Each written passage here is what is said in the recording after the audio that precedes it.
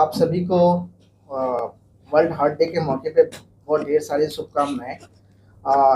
Actually आजकल के time पे देखें तो हार्ट का जो बीमारी है वो नॉन कम्युनिकेबल डिजीज है। में इंडिया में सब most common cause of death है और यंग पॉपुलेशन जो है उसमें ये बीमारी बहुत ज़्यादा आजकल के दौर में बढ़ चुकी है। पोस्ट कोविड एरा में हम बात करें तो जो पहले प्री कोविड एरा था उसमें यंग पॉपुलेशन में हार्ट की बीमारी उतना ज़्यादा कॉमन नहीं थी। आजकल के टाइम में जो पोस्ट कोविड एरिया एरा आया और साथ में कंपटीशन का माहौल, वर्क कल्चर का स्ट्रेस, अल्टर्ड स्लीप पैटर्न है, फूड हैबिट अच्छा नहीं है, स्ट्रेस है, एडिक्शन लाइक स्मॉल है, ये सब के चलते युवाओं में क्या है, हार्ट का जो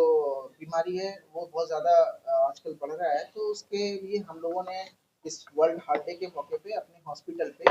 फ्री में कार्डियक कंसल्टेशन और ईसीजी और एक रेगुलर हार्ट चेकअप का आयोजन किया है। उसके मौके पे आज अच्छे खासे लोग का रजिस्ट्रेशन हुआ और हम लोगों ने यहाँ पे अभी तक उन सारे पेशेंट को हम लोग देख रहे हैं जो सारे अपने हार्ट से रिलेटेड इशू को लेकर के आ रहे हैं, नॉर्मल हार्ट चेकअप के लिए लेके आ रहे हैं। तो आजकल के टाइम में सबसे ज़रूरी चीज़ ये है कि नॉर्मल 30 एज के के बाद में जो लोग भी हैं उनको नॉर्मल एक ब्लड शुगर, कोलेस्ट्रॉल और ब्लड प्रेशर, ये तीन चीज़ ज़रूर से चेक कराना चाहिए और एक रेगुलर चेकअप ज़रूर होना चाहिए। इसके मुख्य कारण ये है कि फॉर एग्जांपल आजकल के टाइम में जो भी यंग पॉपुलेशन की बात करें, क्योंकि पहले के टाइम में जो ओल्ड पॉपुलेशन था उसमें ऑलरेडी जो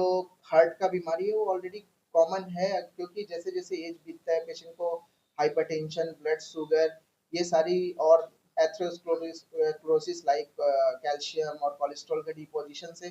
पहले के दौर में ऐसे भी हार्ट का बीमारी ओल्ड एज में ज़्यादा कॉमन था। आजकल के दौर में हुआ क्या, कोविड के आने से और उसके बाद यंग युवाओं में जो लोग स्मोकिंग कर रहे हैं, स्मोकिंग एक ऐसा फैक्टर है जो कि कोगुलेशन यानी खून का थक्का बनाने में बहुत ज़्यादा मदद करता है। तो वो क्या हो रहा है कि वो एक क्लॉट जो बन रहा है वो, और साथ में ये कोविड का फैक्टर, स्ट्रेस का फैक्टर, ये सारा का सारा चीज़ मिल करके पेशेंट को प्रोवोक कर रहे हैं और पेशेंट को प्रीडिस्पोज कर रहे हैं कार्डियक डिजीज के लिए। इसीलिए आजकल के युवा में ज़्यादा कॉमन है। वैसे एक सवाल था कि अभी कई ऐसे केस आए हैं कि कोई जिम है या कोई डांस कर रहा है या कोई अदर एक्टिविटी में, पहले उसका केस हिस्ट्री ऐसा नहीं था कि उसको कार्डियक हो, लेकिन अचानक इस तरह के मामले आए हैं कि तो डेथ होने की संभावना बढ़ गई है। तो इसके लिए कैसे किया जाए? क्या हर एक लोगों को ये सबसे पहले ज़रूरी चीज़ ये है कि जो अभी जिम का जो एक पैशन है युवा लोग में, उसमें प्रॉब्लम ये है कि सबसे पहले जिम के साथ-साथ उन लोग का जो बॉडी बिल्ड बनाने का जो ये आ गया, जैसे स्टेरॉइड्स इंजेक्शन को लेना है, या फिर उसके साथ-साथ वो लोग जो एक्स्ट्रा प्रोटीनस फूड एक्सेसिव मात्रा में लेते हैं या वे प्रोटीन लेते हैं, उसका जो एक्सेसिव कंजम्पशन हो रहा है। साथ में जाते के साथ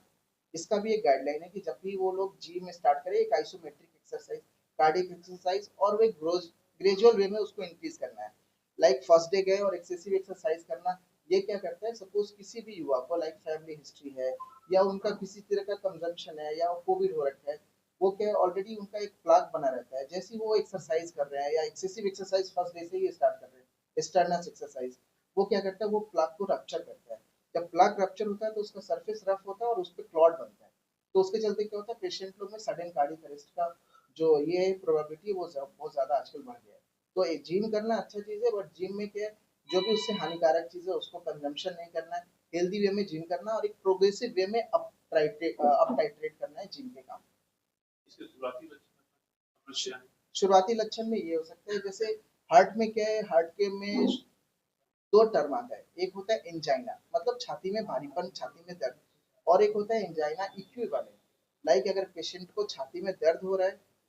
वही सिर्फ हार्ट का प्रॉब्लम नहीं हो सकता, उसके अलावा किसी को छाती में दर्द नहीं हो रहा है लेकिन उसके अलावा जैसे चल रहा है तो उसको थकान लग रहा है, चल रहा है तो सांस का प्रॉब्लम बहुत ज्यादा हो रहा है एक्सर्शन पे, हाथ में दर्द जा रहा है, जबड़े से लेकर के नाभि के बीच में कहीं पास भी दर्द का ट्रांसमिशन हो रहा है, चक्कर आ रहा है या बेहोश हो रहा है, ये सारा का सारा हार्ट अटैक का लक्षण हो सकता है इन फ्यूचर। तो उसके बचने का उपाय ये है कि अगर इस तरह का कुछ भी चीज आपको इस तरह की परेशानी लग रही है, लाइक आप चल रहे हैं, जो पहले आप नॉर्मल काम कर रहे थे उस काम को अभी करने पे, सेम काम को करने पे आपको बहुत ज्यादा थकावट हो रहा है या छाती में भारीपन हो रहा है, पसीना बहुत ज्यादा आ रहा है, बाह में चलने पे या छाती के साथ जबड़े में या नाभि तक के बीच में कहीं पास भी दर्द का ट्रांसमिशन हो रहा है तो आप एक जरूर चेकअप कराएं, रूटीन चेकअप, कार्डियक कंसल्टेशन और साथ में ट्रेडमिल टेस्ट या स्ट्रेस टेस्ट होना बहुत जरूरी है। ठीक इसमें ठीक पहले तो सवाल था सर कि आपने कोविड का जिक्र किया, करेक्ट। तो ये एक फैक्टर है कि ऑफ कोविड के कोर्स, बाद ये ऑफ कोर्स मामले है, बढ़े। क्योंकि क्योंकि हम जो मेडिकल फील्ड में लैंसेट बहुत फेमस ही है, उसमें भी एक पब्लिश हुआ सारा सारा जो पोस्ट कोविड जितने भी हम लोगों ने भी बहुत सारे पेशेंट का ऑपरेशन किया पोस्ट कोविड यंग पेशेंट में, तो उन लोग में भी ये सारा जो ट्रायल हुआ और सारा जो स्टडी हुआ पेशेंट को ये पाया गया कि कोविड एक तरह से कोगुलेशन प्रोफाइल को, क्लॉट बनने वाले प्रोफाइल को बहुत आउट ऑफ प्रोपोर्शन जाकर के एक्टिवेट कर रहा था, उसके चलते इसका मामला तो बढ़ा, लेकिन सिंगल कोविड फैक्टर से होने का चांस कम है। एट्रीब्यूटिंग फैक्टर साथ में आ जाना, लाइक लाइफ स्टाइल अच्छा नहीं है, बाहर का फूड जो आप ले रहे हैं, फास्ट फूड ज़्यादा ले रहे हैं, दूसरा चीज़ है एक्सरसाइज खत्म है, डीमोटिवेटेड है, स्मोकिंग चल रहा है, तो ये सारा चीज़ उसके साथ मिल करके उसको बहुत ज़्यादा प्रोवोक कर रहे हैं और वो हार्ट डिजीज के लिए प्रीडिस्पोज कर रहे हैं।